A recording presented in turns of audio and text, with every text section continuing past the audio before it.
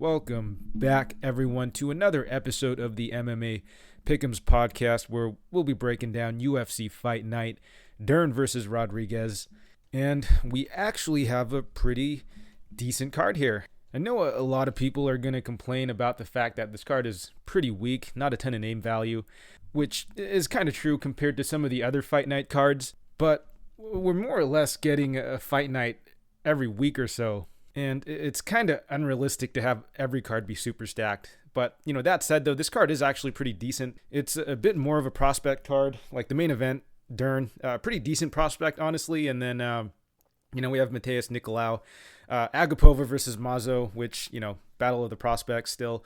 And Romanov is making his return, another heavyweight prospect. And Godinez is also on here as well, a pretty decent women's strawweight fighter, very aggressive, very fun to watch. So even though there's not a ton of name value here, I think it's still a pretty decent card, pretty solid. And honestly, I think it's still better than like 85-90% of the Bellator or even the PFL cards. And if I'm being honest, Randy Brown would easily be a top 4, maybe even top 3 welterweight at Bellator, and he's not even ranked in the UFC. So yeah, I just shilled pretty hard for the UFC there, but honestly, I just don't see too much to complain about, especially since, for ESPN Plus, you're paying like $7 a month. So each card's like $2, which of all the things you can complain about for the UFC, this one is pretty minor. But with only 11 fights on the card, we're probably going to have a lot of downtime. The pacing's probably going to be pretty bad. We might have to sit through the same ads and promos for 15 minutes between each fight. Hopefully not, but I'm done ranting here. So let's get right into the recaps for the previous event, which, not a great event for me once again. I sound like a fucking broken record here, but, the night actually wasn't all that bad up until the main event, which kind of screwed me there. But let's take a look at the card. We'll start with the first fight of the night, which I did have a bit of action on, Alejandro Perez, Johnny Eduardo. So I took the under there. Eduardo does appear to have some power, so I felt he had some finishing upside. Perez has been finished before. But most importantly, Eduardo's like 43 years old, and, the guy just looks pretty bad outside of the first round. And, his most recent fight against Nathaniel Wood, I thought he kind of looked for a way out after that first round. He was slowing down quite a bit, and, he just didn't really have much to offer left, so he kind of just gave up his neck. And I definitely felt that was a possibility here. Kind of kicking myself I didn't take Perez by round 2 submission, because I felt that was definitely a narrative that was going to be in play. And it definitely looked like in that fight, as soon as Perez was able to lock up a submission, Eduardo looked like he pretty much tapped immediately. And that kind of confirmed my suspicion there. So if Eduardo doesn't get cut, or if his contract doesn't get renewed, that's definitely something to look at going forward, but I highly doubt it. The guy is 43, hasn't looked great, so I think his fighting career might be over.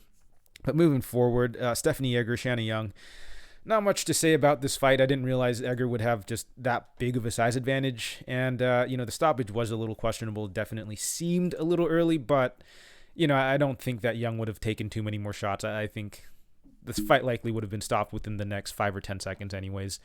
And then moving along, Douglas Silva de Andrade versus Gaetano Perello. So, yeah, look, I knew that was definitely a possibility. I took a tiny little shot on Perello, thinking he's going to get the fight that he wants. But, there was just an absolute levels performance by Andrade there. But moving along, Devontae Smith, Jamie Mullarkey. Glad I didn't touch this fight. I wouldn't have played Smith as a juice favorite anyways, but Smith definitely, I think, confirmed a lot of people's suspicions about him. The guy's heart is very questionable at this point, and it does look like if a fight isn't going his way, he will wilt. And against Mullarkey, who's an absolute dog in there, capitalized big time in the second round. Weathered the storm in the first round, looked pretty decent, had some good head movement in there, and basically just turned it on in the second and just got Smith out of there. So shout out to the dude who was on Smith. Good call there. Shout out to anyone who bet Mullarkey, actually. A dog like Mullarkey at dog odds is always a good investment. But moving along, Betch Correia versus Carol Rosa. So I almost took a small shot on Correia here. I thought that Betch would put up a better performance. I thought she'd put up a bit more resistance. I thought she'd move forward a little bit more, but the age really showed there. Carol Rosa was more or less just beating Correia to the punch, and Betch just looked like a punching bag in there. And she did it for 30% off, so what a good person. But yeah, Rosa just cruised there, and Rosa by decision was probably the play there. Anyways, moving forward, Antonina Shevchenko, Casey O'Neill. So this fight I did have a little bit of action on. I had O'Neill as a parlay piece. And I was actually a little nervous going into this fight, thinking the physicality difference might be a little much between the two. Like, as bad as Shevchenko's takedown defense is, she is still probably going to be the bigger, more physical woman in there. And if she could stuff a few takedowns, I could definitely see her like touching O'Neill up on the feet. But man, Antonina Shevchenko's pretty bad. Her striking's not even that good, if I'm being honest. Like, she should have done a lot more damage to O'Neill on the feet, but she didn't. And O'Neill's a dog too in there, man. So she was able to get Shevchenko down, eventually pound her out, just because Shevchenko's ground game is pretty awful, like we all suspected. So yeah, that one ended up cashing. But moving along, Joe Solecki, Jared Gordon. So I did not end up having any action on this fight. I know I was on the Solecki side. With him being the bigger, stronger grappler, I thought he'd have a bit more success in the grappling, and he definitely did in the first round, but Solecki as like a juiced favorite, I don't think was really worth it, considering he's still, pretty unproven, and Gordon does have pretty good grappling himself. It was a pretty close fight, but the dog odds on Gordon were, I think, the value side, obviously. But moving along into the main card is where things really started to pick up a bit. So Hernandez, I had him in a couple parlays, and not much to say there. It's a complete mismatch, and with these mismatches, I feel you do have to abuse. And like I said in the previous podcast, I knew Hernandez was going to be pretty juiced, like he rightfully should have been. And I know a lot of people saying that, at minus 500, minus 600, there wasn't a lot of value there.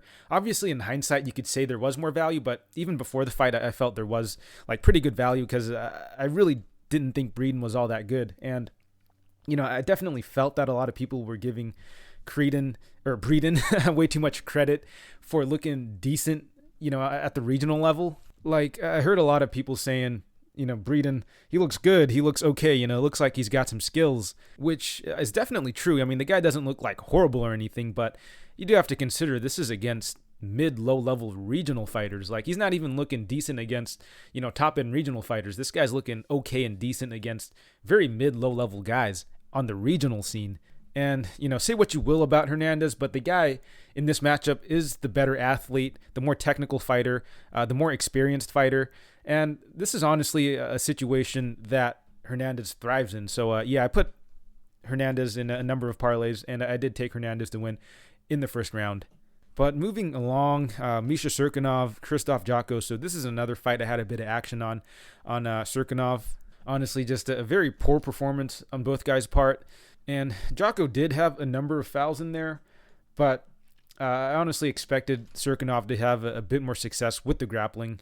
However, I do still think this is a play I still would have made regardless. I mean, Cirkunov at like plus 140, plus 150, I think was still value, considering this fight did go to a split decision, and, under any other ref that might have potentially got a point deduction for Jotko. And I don't know, Cirkunov didn't look all that great, but Jotko definitely did not look like a minus 170 favorite in there. And then I think I also had Cirkunov to win by round one submission, which it was like plus 900. A little egregious there, considering most of Cirkunov's wins are by first round submission. So, I felt the odds were a little off there. Obviously, he didn't get the submission there, but I do think that had he have taken Jotko down, if it wasn't for the fence grab, probably could have locked in a pretty tight submission there, but whatever. Moving along, Alex Oliveira, Nico Price only had, I think, a really small sprinkle on Price by submission. Obviously, that didn't cash, but the reasoning behind that was I felt Oliveira, in his previous two fights, it definitely looked like Oliveira had just given up the neck after he'd taken a bit of damage. So this was similar to the Johnny Eduardo angle with Oliveira, where, I think Oliveira might just be a bit out of it in this fight. So I figured if, Price was putting it on Oliveira a little bit, and Oliveira just wanted out, he'd give up his neck, and Price would potentially find the submission.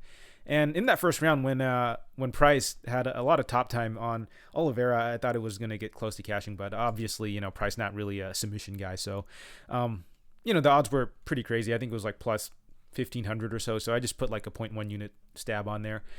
But moving along, Kevin Holland, Kyle Daukaus. So I did end up putting a play on Daukaus. I had him to win, or I took his money line, and then I also took his sub prop. So you'd have to imagine my frustration when they ended up ruling the fight a no contest, which, that was honestly the right call. Like, Holland was out after that headbutt. Like, it wasn't until after his head bounced off the canvas that, kind of woke him up. And yeah, that definitely shifted the whole dynamic of the fight. So, at the end of the day, I am glad they got it right, but still a little upset. That could have been like 3 units in my pocket there. But anyways, the reason I ended up putting a little play on Daukaus and Daukaus by submission was because I just felt that for Holland, his main path to victory was to keep the fight standing and just outstrike Daukaus. But I just didn't think that Daukaus would give him that fight. I knew Daukaus would look to clinch up with him, look to take the fight to the ground, really take advantage of some of Holland's weaknesses on the ground.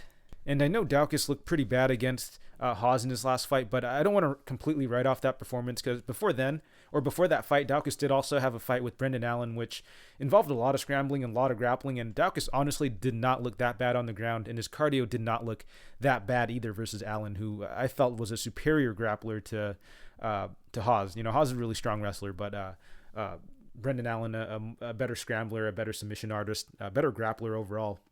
And then similarly in the Holland-Allen fight, that was a fight I think had a lot of grappling as well, and definitely looked like Holland was slowing down in that fight. And I know Holland made some boneheaded mistakes in there, but I do feel Holland's cardio is a little questionable. So I felt that if this was going to be a somewhat high-paced grappling fight, it would eventually get to the ground. And in those, scrambly, grapply sort of situations, I do think that Daukaus would eventually lock in a submission against Holland, who, I think the guy's decision-making is a little questionable, and I do think his cardio is a little questionable as well. So that's why I ended up taking a little shot on Daukaus to win, and then to win by submission also, because I felt that even if he didn't get the submission, he could probably win a decision also. And lastly, the main event, and what the fuck was that fight? They straight up neutered my boy Johnny Walker up at SBG. I went pretty hard on the unders, thinking we'd get, a typical Johnny Walker performance, but they turned him into a fucking point fighter over at SPG, and not even a good one at that. Like, the guy didn't do shit all fight except for just feint and throw a few leg kicks, so just a very, very poor performance there. But what can you say? It's just one of those things where you just don't know what kind of game plan the fighter's going to show up with. Like, if you're watching tape, there's no reason to suspect that Johnny Walker would just show up and just try and look to point fight. Obviously, in hindsight, could have probably seen that coming a little bit since, we have 2 knockout artists going at it. So, both guys might be a little tentative. Neither guy wanting to extend and possibly get caught. Flashbacks to Lewis versus Ngannou. But it is what it is, and we move on. So without further ado, let's break down this upcoming card. And kicking off the card, we have Steve Garcia versus Charlie Ontiveros, and Garcia is the minus 300 favorite. Comeback on Ontiveros is plus 250. So let's take a look at Garcia here first. The guy's primarily a striker. He's very aggressive on the feet. He's very heavy-handed, has a nasty uppercut. Will look to just wing hooks in there, and he's got some very vicious elbows that he likes to throw, and it's actually a pretty big part of his game. He's pretty reliable to throw those nasty elbows, and he's able to seriously hurt guys on the regionals. And, he is someone who will get a little wild on the feet, will look to trade in the pocket. So I definitely do think the guy is dangerous, but, he will definitely leave openings as well. And, he's one of these guys who I do consider an early finisher. He's someone who I feel has slowed down pretty noticeably, after that first round.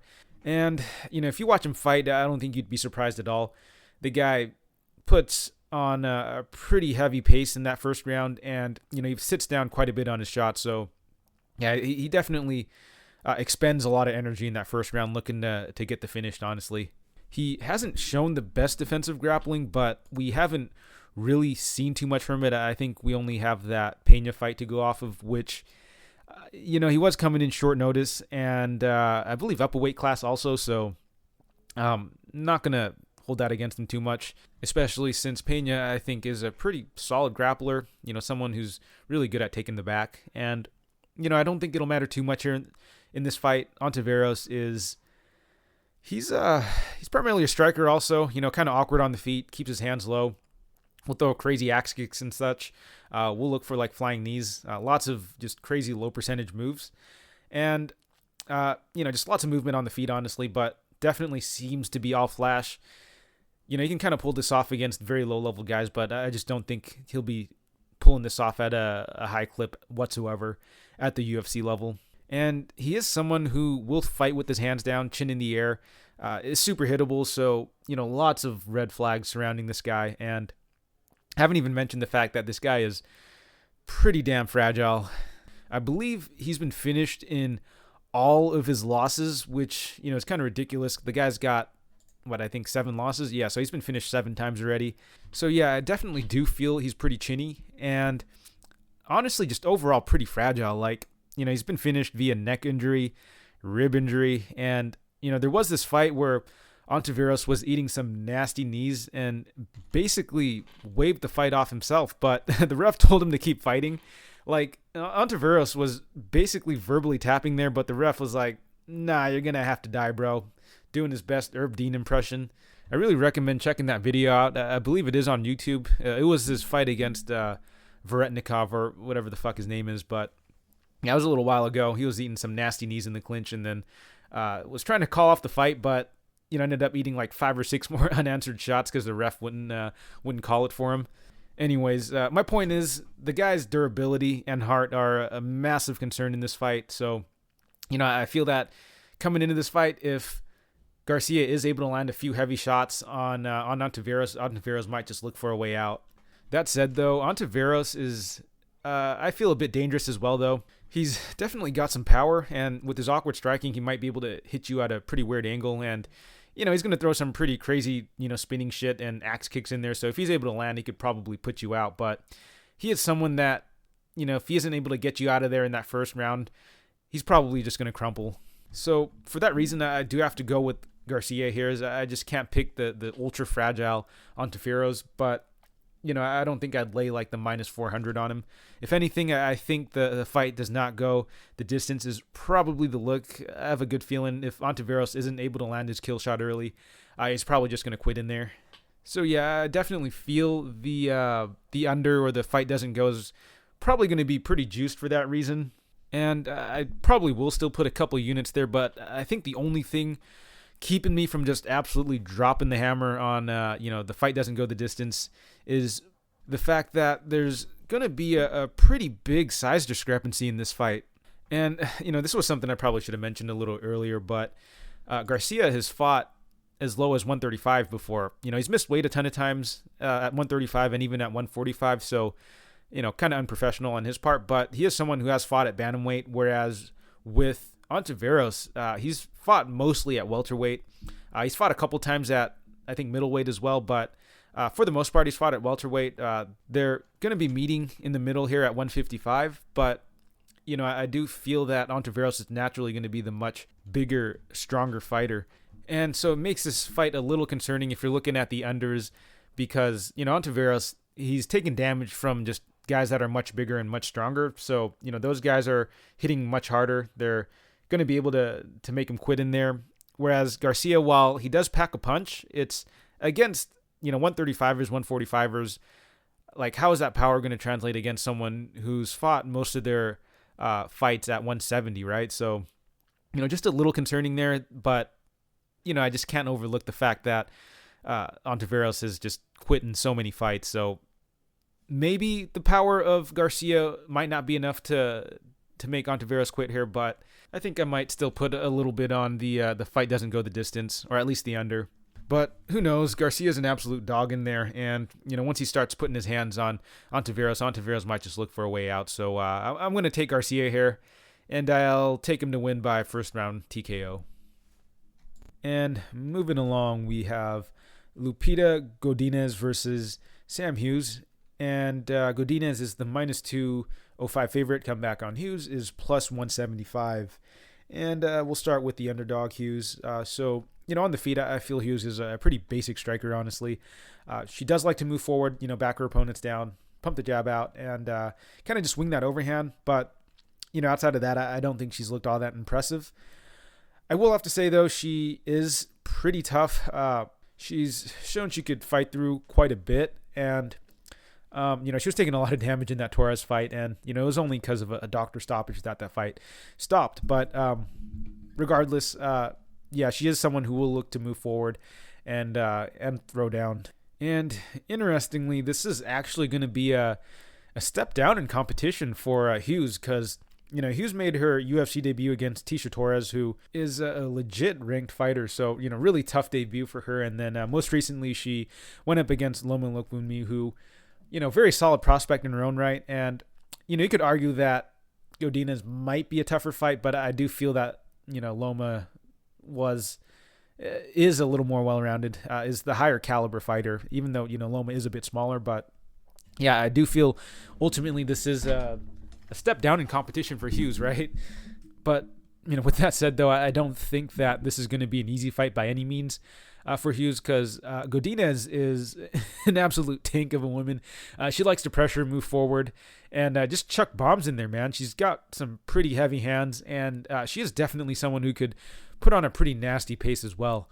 Godinez did drop her most recent fight against Penne, but, that was a fight she arguably should have won, could have won, but she made some pretty questionable decisions that fight.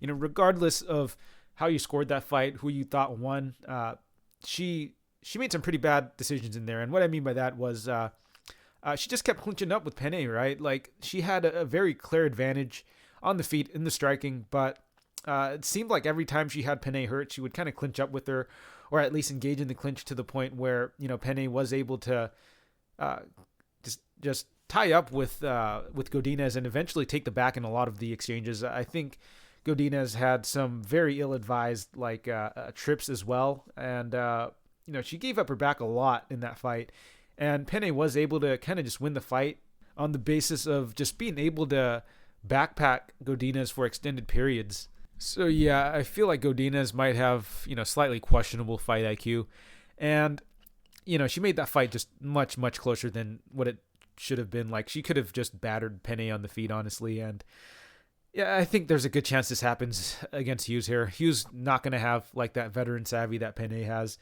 And, I don't think that Hughes is going to have the same sort of grappling that Penne has either. So, on the feet, I just see Godinez landing much, much heavier shots on the feet. I think she's going to be throwing a lot more too. Like, as far as optics go, she's going to be, I think, the more aggressive fighter. She's going to be the one moving forward. She's going to be landing more, landing harder. So, yeah, I think Hughes gets battered here, if I'm being honest.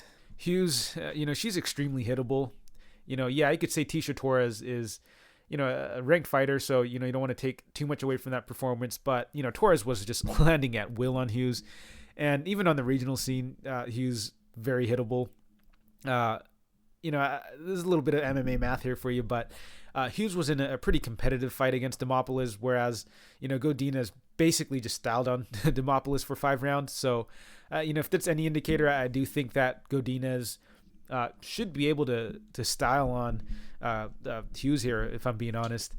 Hughes is pretty tough, so I can see her taking a bit of damage, but I wouldn't be surprised if this fight was stopped at any point, TKO stoppage, standing TKO or something, just mercy stoppage because Hughes taking too much damage. And lastly, I do want to mention that I feel Hughes isn't actually all that strong. Like, she was getting bullied by Loma a bit in the clinch, and, Loma is a very skilled Muay Thai practitioner, but Loma's also like a natural atom weight, and she was very clearly the much smaller, like, kind of pudgier fighter in there, and she was able to pretty much control Hughes in there. And even on the regional scene, I think Hughes was getting controlled a lot. So if for some reason this fight does end up happening in the clinch or something, and there's a bit of grappling going on, I do give Godinez a bit of an advantage as well. So I got to go with Godinez here. I think Godinez can likely just bully Hughes. So yeah, give me Godinez here. I have her winning a pretty comfortable decision. I wouldn't be surprised if she got the TKO either. So the pick here is Godinez. And moving along, we have Charles Rosa versus Damon Jackson. And Jackson's the minus 170 favorite. Comeback on Rosa is plus 145. So starting with Jackson first, the guy is primarily a grappler. He's got okay striking, definitely serviceable at the regional level, but as we've seen, I think there's a good chance he gets outstruck by most UFC level fighters. However, he definitely does do his best work when the fight is on the ground. He's got pretty good scrambling. He's got good submissions there. He's got, pretty good top control also. So yeah, I feel he's a pretty solid grappler with maybe slightly subpar striking at the UFC level. And at the end of the day, I just really don't know quite how I feel about Jackson. He's been cut by the UFC already, and this is his second stint. I'm usually not very high on these guys who are making their second stint, especially if they've been rightfully cut the first time. Like, there are some other guys, like most notably Nicolau, who I think shouldn't have been cut initially. Obviously, he was a part of that like bantamweight purge, but yeah, Jackson, I do think isn't UFC caliber, but he's going up against Charles Rosa, who I don't think is UFC caliber at this point in his career either. Rosa, also a pretty well-rounded fighter at this stage in his career. On the feet, he's got that point fighting karate style on the feet. Moves very well, but just not a lot of power. Decent volume, decent output, and we'll just look to outpoint opponents on the feet, just stay busy, but I don't think he's particularly dangerous on the feet. And Rosa, he does come from a grappling background. However, I don't think we've really seen too much from his grappling since his return from his injury.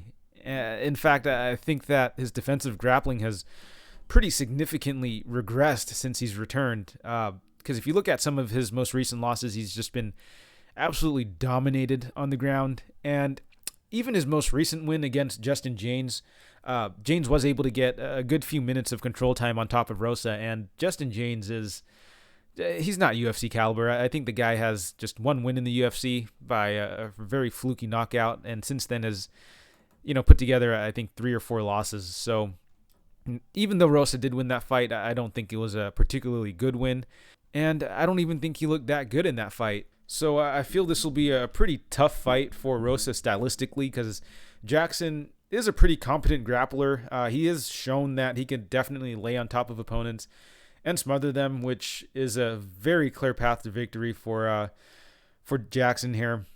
Rosa, these past few fights, has really struggled with the defensive grappling. Really showed his age, honestly. I think that Rosa might be done, honestly, in the UFC. He's just quite a bit past his prime, physically and such. So yeah, I just think that Jackson's got a pretty favorable matchup here. I think if he's able to go to his wrestling, his grappling, he could have a pretty dominant performance against Rosa. I think Rosa's probably going to get stuck on his back, not going to be able to do much. And I don't know if Jackson's going to be able to sub Rosa. Rosa's got really good submission defense. So I think that if Jackson is able to just play it safe, lay on top of him, he can win a pretty dominant, pretty easy decision, honestly. I just don't see a very clear path to victory for Rosa here. Maybe if it's on the feet the whole time, he could outpoint Jackson. But, if Jackson's got a semi-competent game plan, he should just come in here and look to grapple with Rosa. Because I'd say one of Jackson's biggest weaknesses is probably his chin. His striking, isn't great, and his chin is, I think, a bit weak. I don't know if Rosa's got the power to really hurt Jackson on the feet either, but if I'm Jackson, I'd just play it safe. I wouldn't mess around on the feet too much here. I think there's a very clear path to victory. I mean, if you've even watched any of Rosa's past 2 or 3 fights, you'd know that you just want to take him down and just control him there. So, yeah, give me Jackson, and give me Jackson by unanimous decision, 30-27 across the board. And moving along, we have Jared Vanderaa versus Alexander Romanov, and Romanov is the minus 400 favorite. Comeback on Vanderaa is plus 300, and I guess we'll start with the underdog in Vanderaa first. So Vanderaa, he is, I'd say, a somewhat well-rounded fighter, but he's extremely low level, so take that for what you will.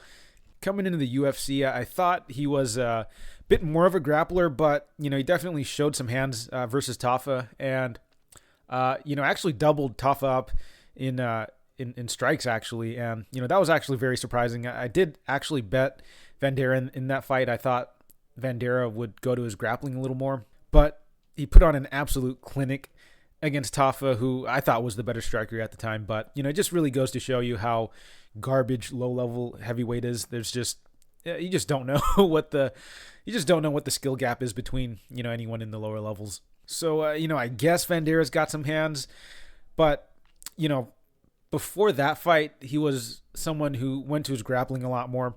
He is someone who will look to, just hold opponents up against the cage, really put his weight on them, look to dirty box there, and, maybe look to get the fight to the ground as well. And, on top, he's pretty heavy on top. He's very heavy. He's definitely, I'd say, a more natural heavyweight than a lot of the other guys there. I know a lot of heavyweights are just really bloated up like middleweights. So with Vanderaa, he definitely does have a frame for heavyweight. That said, though, the guy is still like got a pretty big belly on him.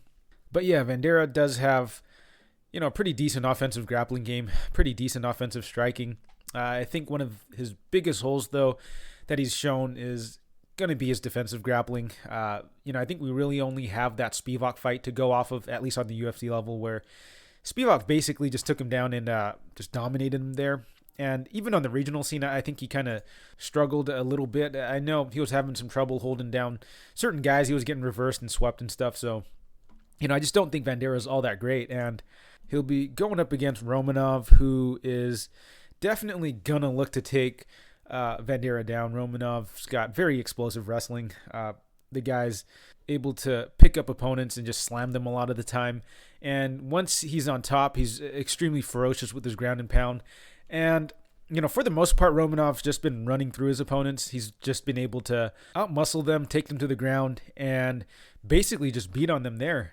However, one thing I don't like that I saw from Romanov's game is that, he kind of looked for a way out when he came up against an opponent that he wasn't able to just completely run through. And, that happened against Espino in Romanov's most recent fight, where Espino was able to extend the fight a little bit, put up some resistance, and Romanov pretty much gassed in that fight. And I'm pretty convinced he went and looked for a way out like a minute into that third round after he had taken a nut shot. Like, that was just such a bad look, in my opinion. I definitely feel the guy's cardio is very suspect. And, I got to question the guy's heart a little bit too, because, up until then, he's been just running through guys, very little resistance. And Espino actually put up a fight. And, this is a 41-year-old Espino in there as well. So, not to discredit Espino, he's definitely a very skilled heavyweight. But he was 41, and, he was putting up a really good fight, was really making Romanov work there. And Romanov just wanted the fight to be done. So, I'm just not a fan of that whatsoever. And I feel there's probably going to be some opportunities to fade him going forward, but I don't really think this is the spot. Despite Romanov's potential cardio issues, I just don't think that Vanderaa is really going to be the guy to really take advantage of that. And with how bad Vandeera's looked just off his back in general, I think there's a good chance that Romanov does find the finish in the first round.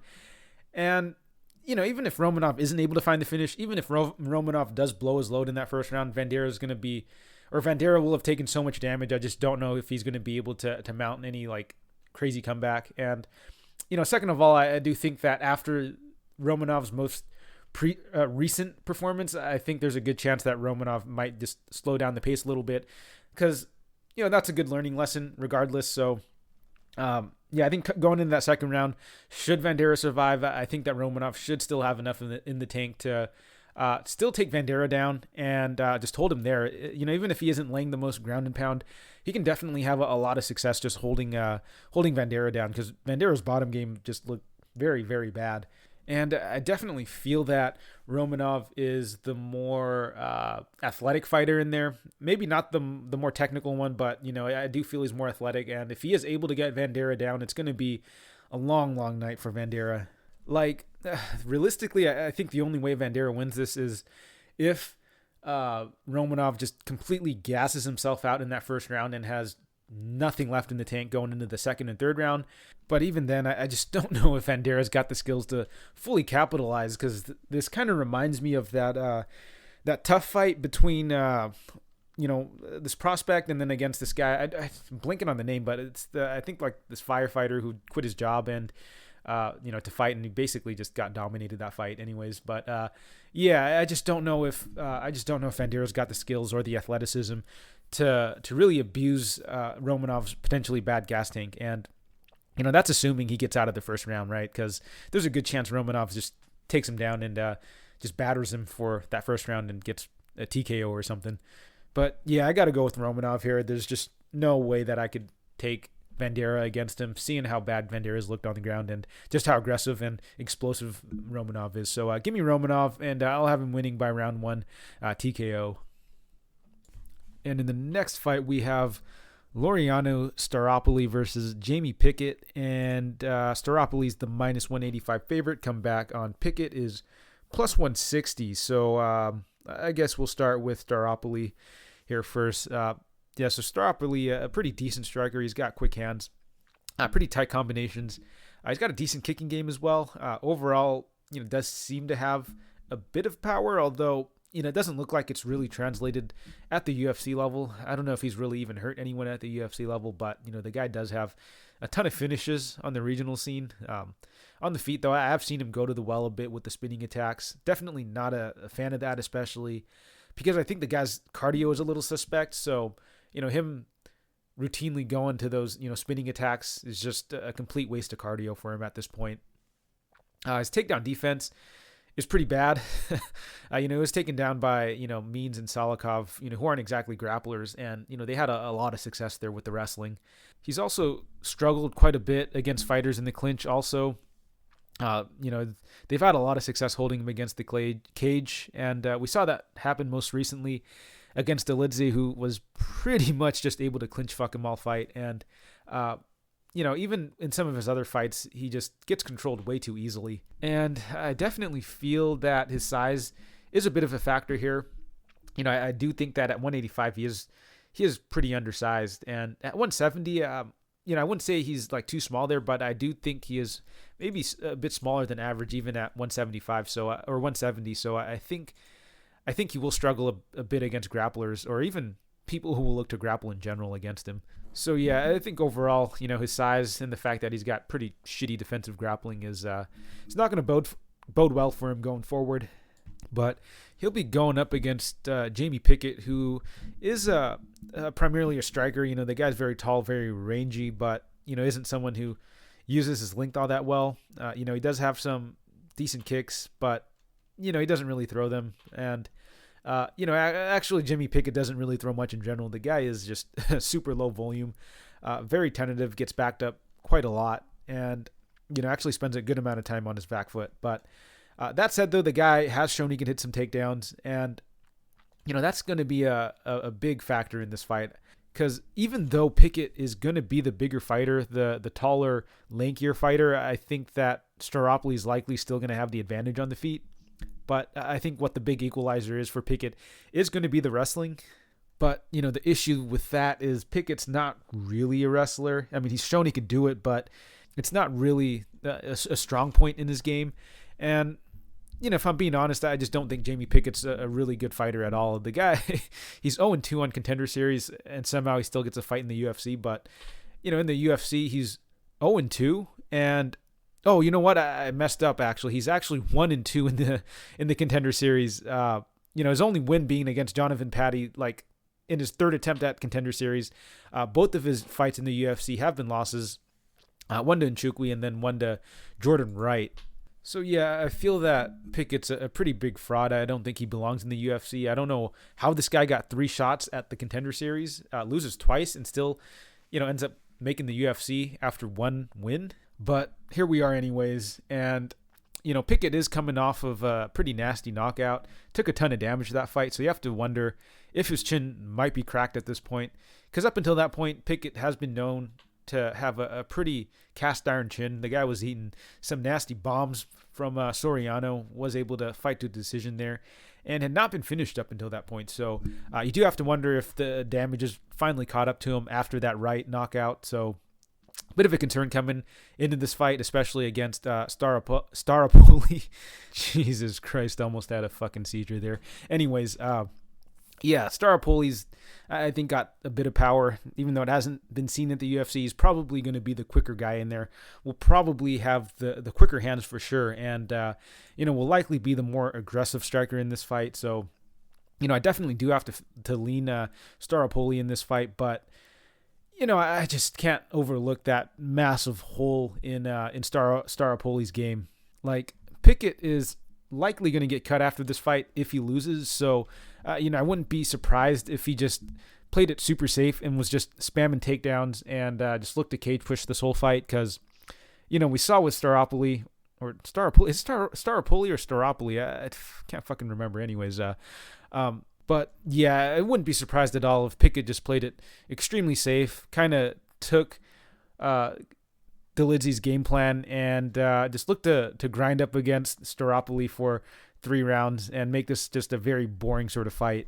And, Pickett for sure is going to be the much, much bigger guy in there. He's going to be the more natural 185er, whereas Staropoli, he'll be a little quicker in there, but I do think he's going to be undersized here. And if Pickett really abused his size and just went to the grappling aggressively this fight, I do think there's a path to victory for Pickett here. But ultimately, I think I might still side with Staropoli here. I just am not high on Pickett whatsoever, but as far as a bet goes, I do think that Staropoli is a little overvalued here, if I'm being honest. I might put a little bit on Pickett by decision because it'll really just come down to how aggressively Pickett goes to the grappling, because I just don't think that Pickett throws enough on the feet to really make it a competitive fight. So yeah, for that reason, I am going to kind of default towards Staropoli, but if Pickett really aggressively goes to the grappling, like I mentioned before, and he doesn't eat 12 elbows to the side of the head like he did against Wright, I think he does have a shot at just grinding out a very sneaky decision. And in the next fight, we have Chris Gutierrez versus Felipe Colares, and Gutierrez is the minus 260 favorite. Come back on Colares is plus 220. And I guess we'll start with the underdog in Colares first. And, I'll be honest, I am not high on Colares whatsoever. I think he's one of the worst fighters on the roster, if I'm being honest. The guy stands tall. He's pretty stiff. Output is extremely low. And, he's extremely hittable. The guy's he's there to be hit on the feet. And, he is very tough. I'll give him that. And through some miracle, he's actually 2-2 in the UFC. But, one of his wins against Domingo Pilarte, who's one of the other fighters who somehow is worse than Colares. And Colares was also able to get a win in his most recent fight against Luke Sanders, where he was able to weather the storm early and, pull out a win. But, that first round arguably could have been a 10-8, especially since it seemed Sanders had Colares hurt pretty bad and was laying it on Colares pretty heavy in that first round. But, in typical Sanders fashion, he blows his load and completely gasses out after that first round and is pretty much a zombie afterwards. But Colares, being as tough as he is, was able to string together 2 decent rounds to steal the fight. But, really, I just don't think the guy's that good. I think his best path to victory is likely to be through the grappling, just make it a very grindy sort of fight, which, he's shown he could do. But I just don't know if he'll be able to pull it off in this fight against Gutierrez, who I feel is definitely UFC caliber, someone who's not going to fade, and someone who's actually got, pretty decent defensive grappling. And, on the feet, Gutierrez has got some really nasty leg kicks. I actually think, the kicks are about 85% or so of his arsenal. He doesn't really seem to throw a lot, with his hands, but, he does have a very good kicking game. He's got very good, feints, very good at attacking the legs. Looks like he could, fight out of both stances. He will throw some spinning attacks, will kick to the body, will go upstairs as well. So, just a very nice, diverse kicking game. But, would like to see him throw his hands a little bit more, because overall, while he does have a pretty diverse kicking game, I do feel he is a bit one-dimensional there. He's going to be, targeting that calf kick pretty aggressively and then just mixing it up from there. But, overall, the guy's game is, I'd say, pretty one-dimensional. But, I would say he's shown decent takedown defense, decent defensive grappling. Obviously, Barcelos was able to kind of dominate him on the ground. But, this is Barcelos we're talking about. But, Gutierrez, I think, showed decent defensive grappling against De Freitas. Still, it was a little concerning, that fight. But, he did look okay. And I do feel that De Freitas is a better grappler than Colares. Anyways, I got to go with Gutierrez here. I think the low leg kick's going to be there all day, honestly. Sanders and De Freitas was having a ton of success against Colares. with the kicks, and I definitely see Gutierrez being able to do the same here. Like I said before, Gutierrez got some very nasty low leg kicks. I'm not super excited about picking someone who is as kick-centric as Gutierrez is, but, the guy's kicking game's very effective, though. I think in a lot of his fights, he's able to either wobble or even drop opponents with leg kicks. He's actually finished an opponent with leg kicks, so, even though it's a little one-dimensional there, I do feel his leg kicking game is still very effective and can definitely score well, especially if he's got his opponents hurt. His opponents are kind of just hobbling around in there. And, his leg kicks are just very, very effective. He's able to do quite a bit of damage with them. So, I think that Gutierrez is going to have a lot of success there. And, Colares doesn't exactly have the best kicking defense. So, the more damage he takes, the less weight he's able to put on those legs, the harder it is for him to potentially get a takedown. And, I just see Gutierrez having a field day, honestly, against Colares. And furthermore, I think that Gutierrez got, decent cardio. He's not going to slow down like Sanders. He's going to be able to pretty effectively move forward and throw his kicks throughout the whole fight. So, I just see Gutierrez being able to outwork Colares for 3 rounds and winning a pretty comfortable decision. I don't know if he's going to be able to pull off another leg kick KO, but I wouldn't be completely surprised. Colares just eats those leg kicks all day. So, give me Gutierrez here. In the next fight, we have Phil Hawes versus Deron Winn, and Hawes is the minus 275 favorite. Come back on.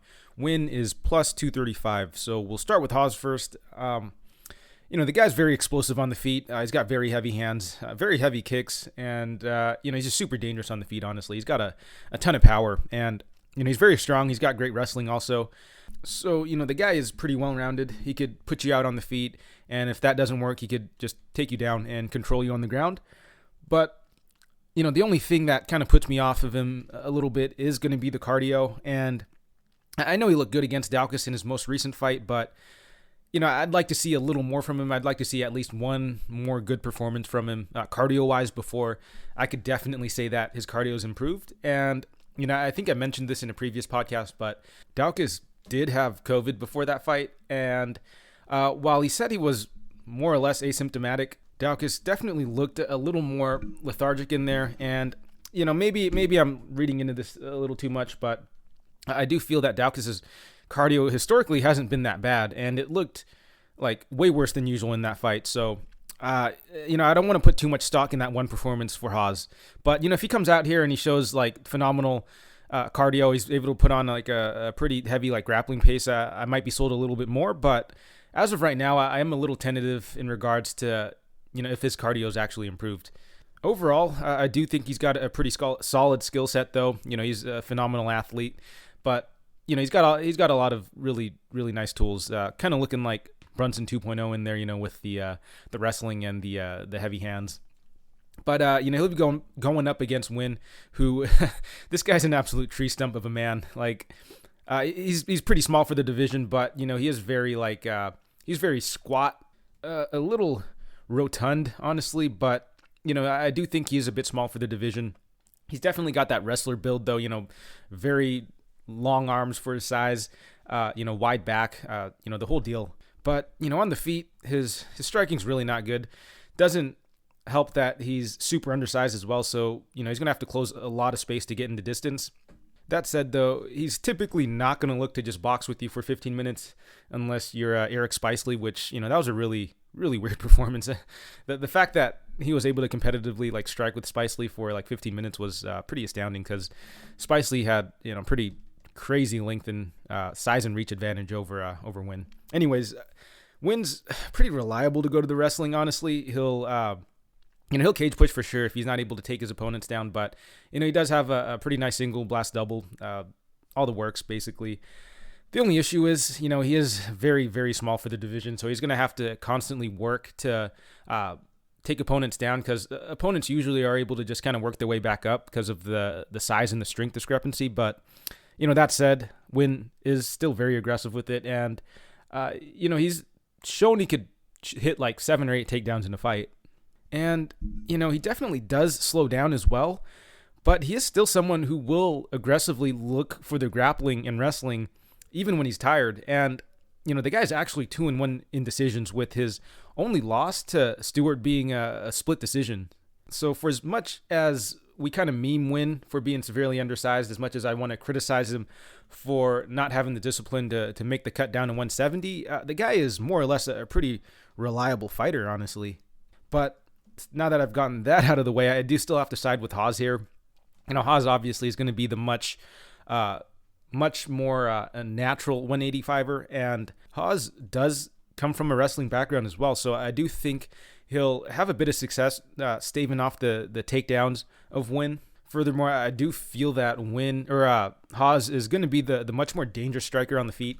So for those reasons, I do have to naturally lean towards Hawe as far as the pick goes, but I just feel the line is a bit wide here because Winn, he's pretty reliable to just spam takedowns, honestly, and if the cardio of Hawe didn't make as big of improvements as we thought it did, then this could just be a very sloppy, grimy sort of fight where it might play out kind of similarly to the Dern Stewart fight for Winn, where Winn is just shooting on Stewart the whole time. He's able to land some takedowns, get a bit of control time, and not much is happening on the feet. Then this will be a very, very hairy fight for Hawe.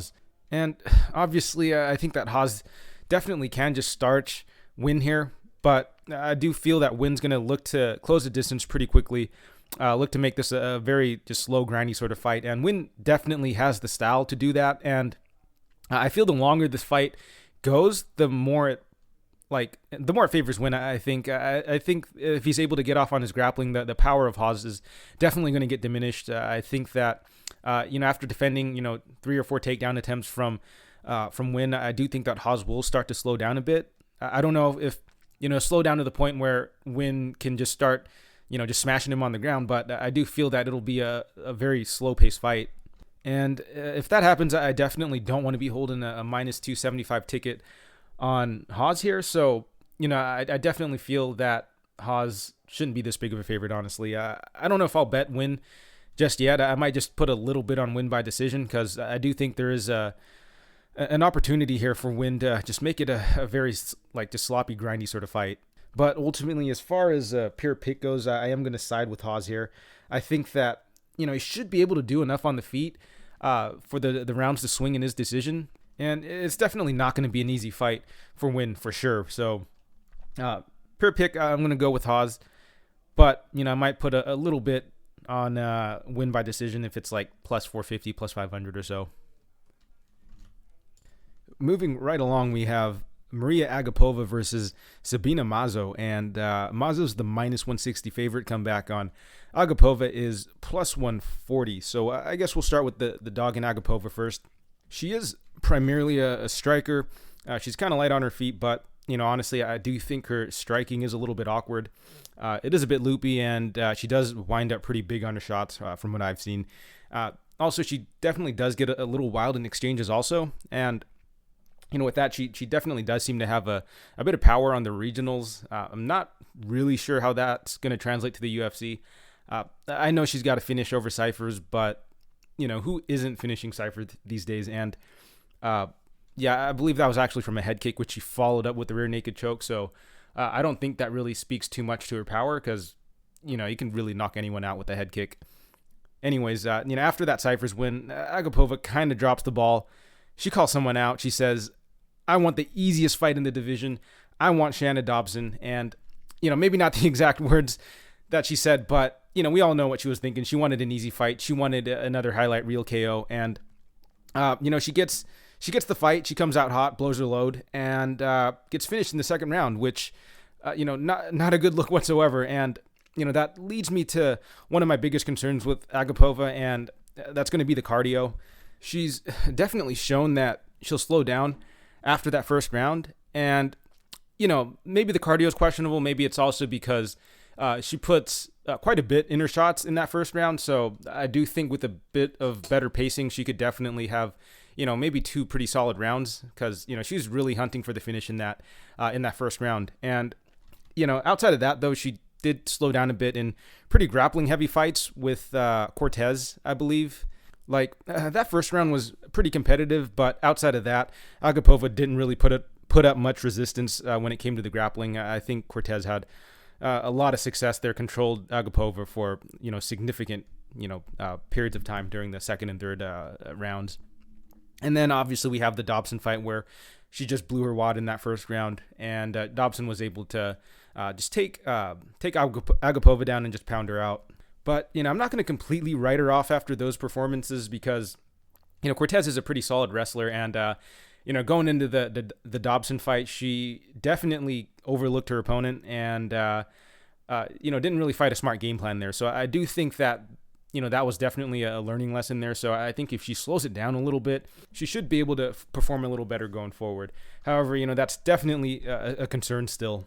But she'll be going up against another striker in Mazo, who is a very kick-centric with their approach. Another fighter on this card with a very, kick-dominant game. And, he definitely has a pretty nice low kick, a nice snapping body kick. Will go upstairs as well. Also has a nice little teep kick that she likes to throw. So, I really like that because Mazo is definitely one of the lengthier fighters in the division. So, you really got to use that to your advantage. So really good use of the kicks, and does a decent job mixing the kicks up well. However, she is a bit one-dimensional in that regards. Would like to see her, offensive game diversify a little more, but she does have a pretty strong kicking base. And the big issue with Mazo is going to be her takedown defense. Her ground game is pretty bad too. She seems pretty lost off her back, honestly. Doesn't have too much urgency to get up, and that's just a big hole in her game. I don't know if Agapova is really going to be able to take advantage, but that definitely is a concern. But outside of that, Mazo is pretty reliable to throw volume on the feet, move forward, and really use those kicks to keep her opponents at distance. But this is going to be a pretty interesting fight between two prospects who are in a bit of a slump. Two, I think that should have decent futures, at least in the UFC, but are coming off of losses. So, they're definitely looking for a bit of redemption here. But, I do think this fight should be pretty close. And, on the feet, I do like the kicks of Mazo, but, I do like the boxing of Agapova a lot more. And, despite Agapova's cardio concerns, I'm just not sure if Mazo's really going to be out here pushing a crazy pace here on Agapova. And Mazo's not exactly a grappler or anything. She's content to strike at distance. So I feel Agapova's likely going to get the fight she wants. And on the feet, I feel it's a pretty close matchup. I might even lean Agapova because I feel that her striking is going to score a little better for the judges because, she's a bit of a headhunter. She's definitely going to be packing a bit more power, I think. Whereas Mazo is a bit more of just a point fighter. And unless Mazo's doing some serious damage to Agapova with her kicks, I just see Agapova just probably doing a bit more damage with her punches, honestly. And if Agapova's moving forward and pressuring and kind of just crowding Mazo, I see Mazo not having too much success with her kicks, at least not as much as she typically does, right? And lastly, I do want to say I feel that Mazo's a bit hittable. So I don't think that Agapova is going to have any issue finding the mark on Mazo. And, when it comes down to it, I just think that, optics-wise, I really do think Agapova is going to be landing just the much more effective shots. So, yeah, I'm going to pick Agapova to win here. I think she could win 29-28 decision. I think, unless Agapova just completely blows her load again in that first round, she should have enough in the tank to put up a pretty strong first two rounds and likely win those rounds, maybe drop the last round as she starts to slow down. But, if this is just a striking match, and obviously this really hinges on Agapova not going balls to the wall that first round. So, but yeah, if it's just a striking match, I do think that Agapova could get the better of Mazo for at least the first two rounds. So pick here for me is Agapova, and I have her winning by decision. Moving along, we have Tim Elliott versus Matheus Nicolau, and Nicolau's the minus 165 favorite. Comeback on Elliott is plus 145. So starting with Elliott, the guy's a pretty well-rounded fighter. He's pretty light on his feet. He's got good head movement. He's got a nice jab, good counter right. We'll look to go to the body and head. We'll mix in the leg kicks as well. And is also a pretty strong grappler in my opinion. He's got a nice foot sweep. He's got good timing on his takedowns. Has a number of submission wins on his record, but I don't think he's super active with the submission attempts. But I do feel his jiu-jitsu's pretty solid also. So just a very well-rounded fighter. He's got pretty good cardio as well. Seems to have pretty good durability.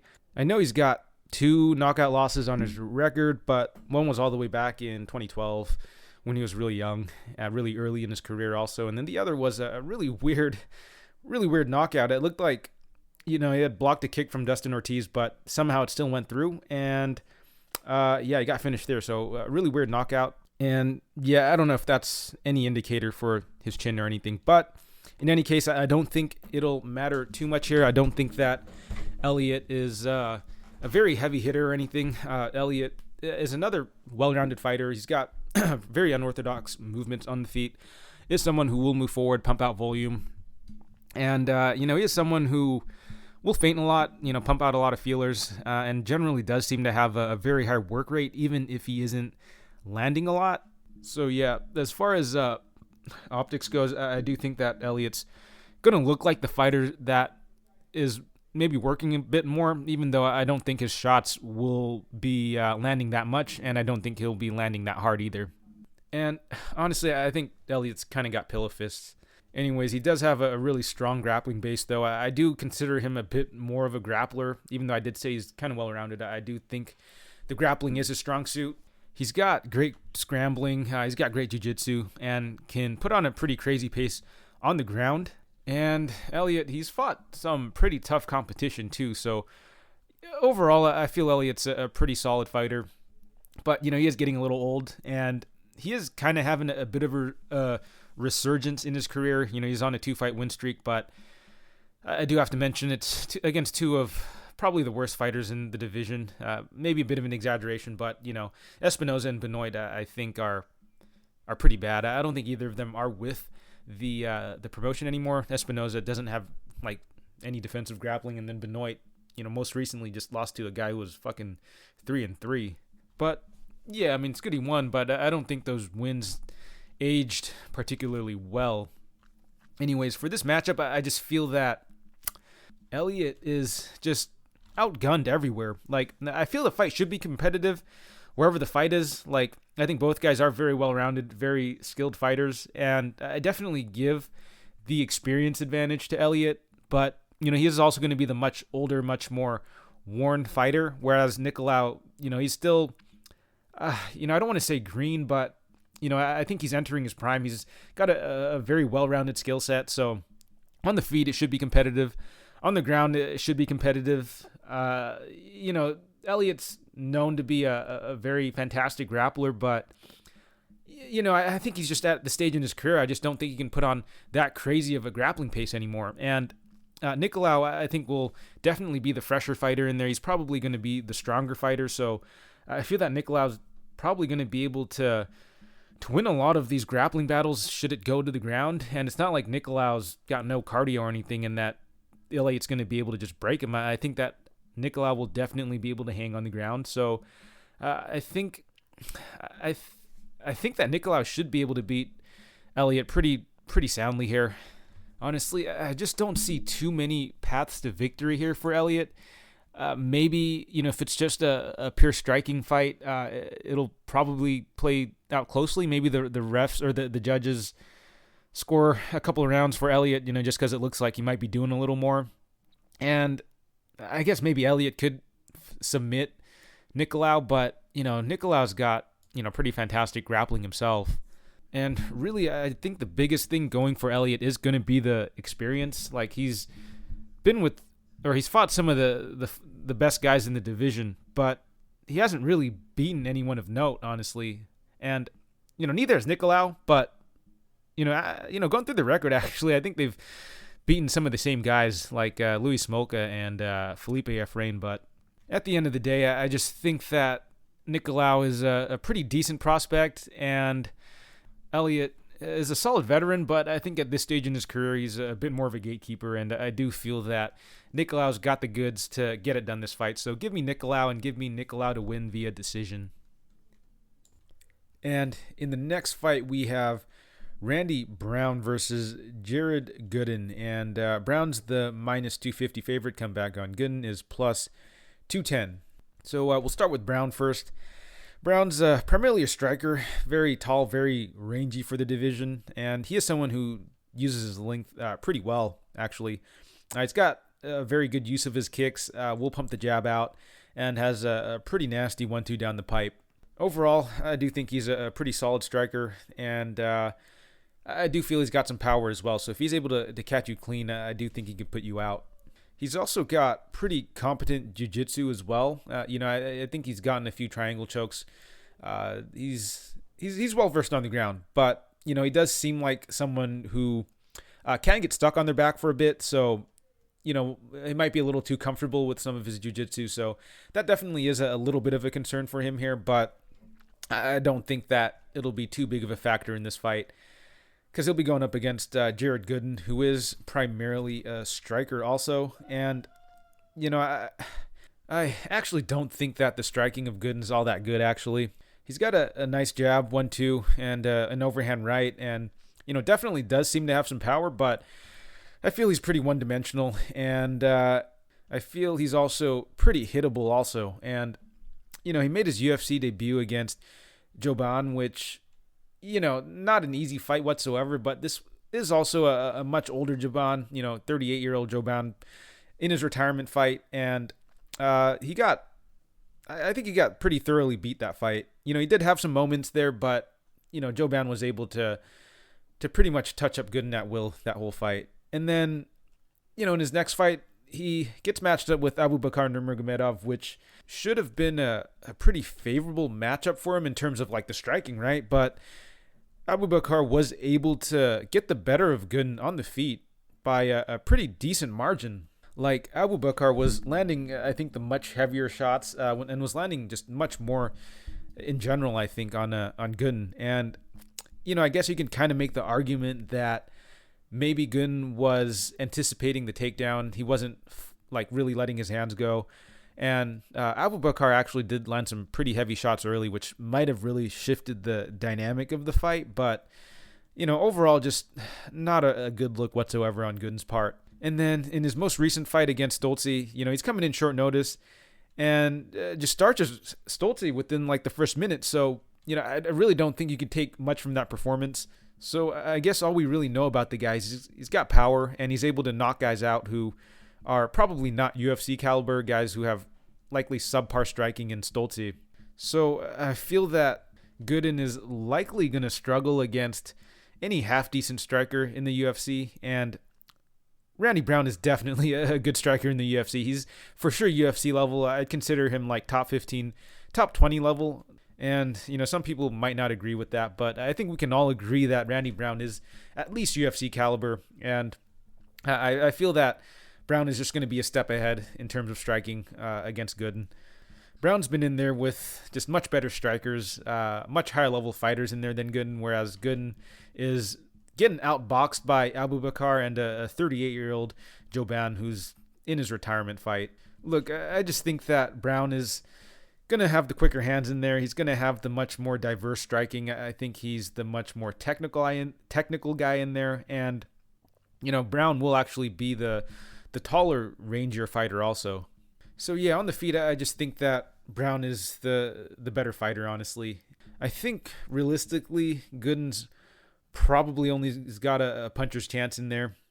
And he definitely does, right? The guy's got a ton of power. And if there is one knock on Randy Brown for this fight, it is that his chin might be a little questionable. I know that both of those knockouts you can definitely make excuses for. One of them was against Luque, and Luque's out here. He's finishing anyone. So, not a terrible look on his part. And then the other one was from hammer fists by Nico Price from bottom position, which, you don't really see that all that often, but, a little fluky, but you still can't deny the fact that the guy's been finished twice already. And against a heavy hitter like Gooden, it does leave a little bit of concern. But, outside of just a flash knockout on Gooden's part, I just don't see Gooden having much success in this fight. So, yeah, ultimately, I feel that Gooden is going to be KO or bust this fight. I think that if Gooden isn't able to get the knockout, I just see Randy Brown being able to just touch up Gooden, just put an absolute clinic on him, honestly. And Brown might be able to get the knockout. Gooden's shown pretty good durability, and I believe Gooden's only been finished once, so I think he should be able to gut it out. But I do think Brown wins a pretty comfortable, pretty dominant 30-27 decision. And in the main event, we have Mackenzie Dern versus Marina Rodriguez, and Dern is the -140 favorite. Comeback on Rodriguez is +120. So taking a look at the underdog in Rodriguez first, she's primarily a striker, and she's a pretty good striker in my opinion, definitely one of the better strikers in the division. She's got decent power, pretty nasty clinch game as well, but I think we all kind of know the narrative with Rodriguez. Her takedown defense is pretty bad, and actually it's not too bad, but it's just really when you get her to the ground. Like, her first level takedown defense is decent. She's actually got a decent sprawl. Digs underhooks, moderately well. But, if you are able to get her to the ground, she just doesn't really have much urgency there. She's fine with, attacking off her back, maybe throwing up some, sloppy submissions there. But she just doesn't have a lot of urgency getting off her back. So, if you are able to take her down, the round is more or less done for Rodriguez there. Basically the Kevin Holland of women's flyweight. And, like I said before, she's content to just kind of lay on her back and throw up some really sloppy submissions. And, that's definitely not going to win her fights. It's never won her a fight. And, she's definitely not going to be subbing Dern in this position for this fight. But yeah, she'll be going up against Dern, who is an elite submission grappler, probably the best grappler in the division at this moment. She's extremely accredited, really dangerous on the ground, and her striking's actually coming along pretty well. And I'd say she's kind of one of these Brazilian killers on the mat who are able to just chuck bombs on the feet, and it's a style that's kind of prevalent among certain Brazilian fighters who are very good on the ground, and so they're able to be a little reckless on the feet. Just off the top of my head, guys like Hani Yaya. I'm sure there's a number of other guys. They've a very, very good jiu-jitsu game, and their striking is definitely coming along. But they're able to kind of just swing a little wild, basically. And while it kind of leaves a lot of openings on the feet for Dern, she does actually have a decent amount of power. She can definitely crack, and lately she's definitely looked like she's been in much better shape. And if you just look at Dern in her fight against Ribas, and then Dern again in her fight against Nina Nunes, her most recent fight, you could really see that she's definitely in much better shape. So yeah, I definitely do feel she's carried some of that power on the feet. And like I said before, she can get a little wild on the feet, and that'll definitely leave her open for some counters against Rodriguez. And with Dern, the biggest issue has always just been her wrestling. On the mat, she's just super dangerous there, but the issue has always just been getting the fight there. I mean, statistically, I think she's probably got some of the worst takedown numbers in the UFC. However, she had a nice little leg trip against the cage against Nunes in her most recent fight, and as soon as she got the fight to the ground, she was instantly just working on a submission, looking to pass guard, and eventually ended up finding the submission late in the round. But outside of that, she hasn't really shown really any good wrestling. But if I'm being honest, she hasn't really needed to use it, because somehow these fights just end up on the ground anyways, and she's able to just pull off the submission because her opponents have shown pretty shitty fight IQ. I don't know how it keeps happening, but somehow her fights always just somehow end up on the ground, and Dern is able to just find the submission there. But taking a look at this matchup, it's definitely a very interesting clash of styles here. We have Rodriguez, the striker, obviously going up against Dern, who's a grappler primarily, but Dern is pretty comfortable to just bang on the feet, if I'm being honest. But on the feet, I do give Rodriguez a pretty significant advantage. But pre-tape, I was definitely leaning the Rodriguez side. I was thinking, especially at dog odds, if Rodriguez is able to keep the standing, and the fact that Dern, historically hasn't had really good wrestling, it's going to be a pretty tough fight for Dern on the feet. However, I am a little hesitant taking Rodriguez here, especially since at +120, I feel like a lot of the value has gone. Good on anyone that was able to lock Rodriguez up a little earlier at, bigger plus odds. But, where it stands now, I just don't see a ton of value on Rodriguez. Like, yeah, Dern doesn't really have the best wrestling, but, you're giving her 5 rounds to work. I'm just kind of skeptical that this fight doesn't touch the ground at all for 5 rounds. And like I said before, Dern's fights always somehow end up going to the ground for some reason. And, I don't know how it's going to happen, but, I wouldn't be surprised at all if this fight hit the ground at any point. And if it does hit the ground, I do think that Dern's got a pretty good chance of submitting Rodriguez. And honestly, I'm probably going to get crucified for saying this, but I really don't think that Dern's wrestling and takedowns are as bad as her stats indicate. I feel that like a lot of her takedowns are pretty non-committal, and she hasn't really needed to aggressively take the fight to the ground like in most of her fights. I'd say outside of maybe the Yoder fight, but I'd say for the most part she's doing good enough on the feet to never really have to aggressively pursue a takedown. So going into this fight, I think she will be at a significant enough disadvantage that she might just very aggressively go to the grappling. And we saw in Dern's most recent fight against Ansarov that I think she only attempted like 1 or 2 takedowns, but she was able to get Ansarov to the ground, which a lot of people didn't think would happen, and was able to get the submission. So I do think that Dern's wrestling is coming along.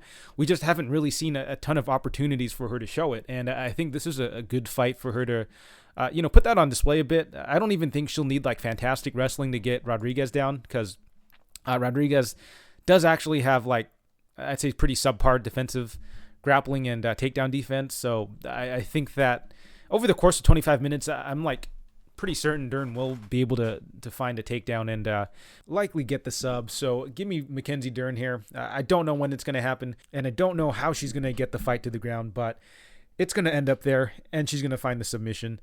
But would I be surprised if Rodriguez just boxes Dern up for 25 minutes? Not exactly. I mean, Dern's style is going to catch up to her someday, but at this point, Dern is a bit of a meme fighter. She kind of defies logic. It's like taking Ngannou or Lewis by knockout. I know, probably not the best breakdown or conclusion, but don't overthink it, guys. Dern by submission. Let's go.